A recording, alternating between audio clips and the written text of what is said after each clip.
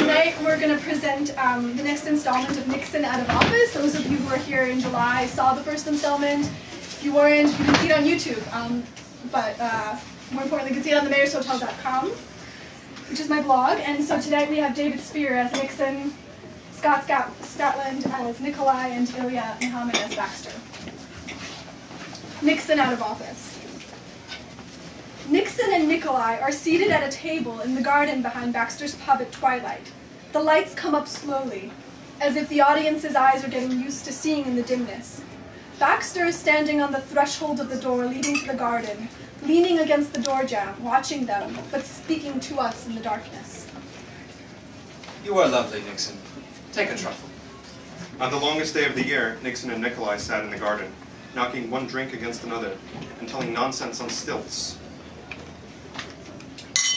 You look like a cross between a Kennedy and the son of a Greek shipping magnate. My ears are burning. People ask him for directions all the time. I do carry an atlas on my person. In school, he was voted most likely to do wonders with the hydrangeas. His Baroque manners charm animals and children. Last Saturday, I bought a cup of pink lemonade from some kids in the park.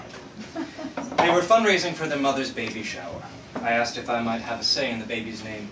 Imagine, a Dutch East India baby company. Where investors earn a return if the kid has talent.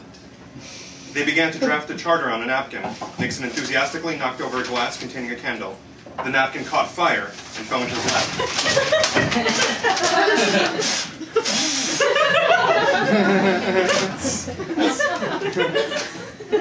You put it out. I saved your life.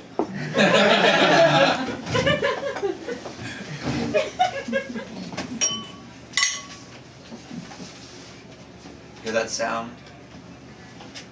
That's alliteration. And we are figures of speech. Nixon's is the calico wit of a man who mimics well and samples freely.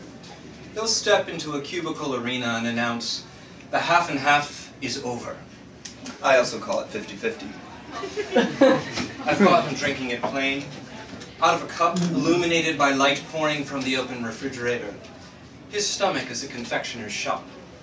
My brain is the complaint room. Your brain is the Watergate tape. Once, No names. someone sent me an email. Good morning, Nixon. I wanted you to know that the refrigerator door was slightly open. I closed it. Nixon burped. Greetings from the starving Vietnamese. Typical. My cup overflows. Your mouth overflows. You were the kid who learned all the lines in the school play. One character was not enough. Oh, it's true. I wanted to wear every shoe, grind my elbows in the grit of every windowsill. You didn't like to choose. You let everyone set up shop in your heart until it teemed like a black market in an Olympic stadium in a former Soviet republic. Am I blocking your line of sight? I could see right through you. Most people can. They fell into the habit of going home together, using what Nikolai called the patented method, a combination of 3 trains that, during rush hour, proved faster than taking a single one all the way. The first transfer from the R to the F at F Avenue, 9th Street involves the largest, most exhilarating change in elevation in the entire subway system. There was an air of parkour to this transfer, with Nixon often running out of breath 3/4 of the way up the stairs, holding his belly as if he were slightly with child, and trailing Nikolai by a far margin, but talking to him anyway. I dreamt I found a handful of purloined Scrabble letters in the pockets of your pants. I like the way you dream. Nikolai is a squatter in a grand 4-room apartment with Napoleon III furnishings, also known as my heart. He plays petanque alone in there. Without regard for the hour, he stays up late reading A History of Russia. His lamp gives me heartburn. Nixon is a concept record. Your voice is like billowing curtains. You're infectious. I have to sit on my hands to keep myself from doing unto you what I want done unto me. But then again, diseases usually are. The sinners inside them waltzed. Time passes. Due to an earlier incident, Nixon was running at slower speeds. He texted his boss, his barber, his lover, "I'm running a little late." Mornings, he could not pull himself together. He stood too long in front of the closet, piecing together an outfit that required no ironing. For he could not imagine ironing. He could not bend his knee to climb a chair to water plants atop high shelves. In the shower, he rinsed his hair, having never shampooed it. He was awash. He caught the train in the wrong direction and ended up at the sea. He stood too long in front of the sea. Nixon stands still, looking out at the sea. Nixon reread his unpublished love letters, then lined his suit with them. In Starbucks, he wanted to smash the screen that announced the song. He studied the offerings, drew in the coffee breath of the place, and he left.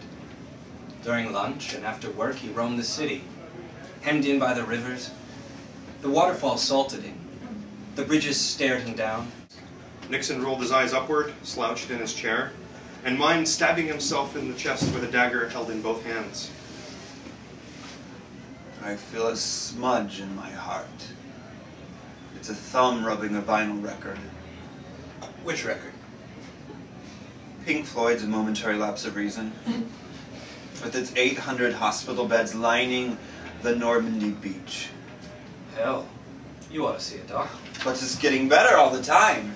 Then why the long face? Nixon's phone rang, but he did not pick it up. I'm not here.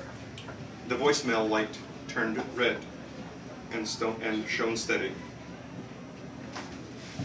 The water towers are imitating Monet's haystacks. Don't be specific. The snow makes it look as if the city's lit from underneath. For love of Elijah Wood.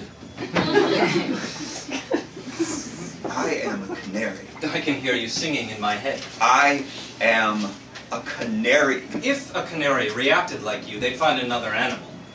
This one thinks there's always something. I am a canary! You are the coal mine.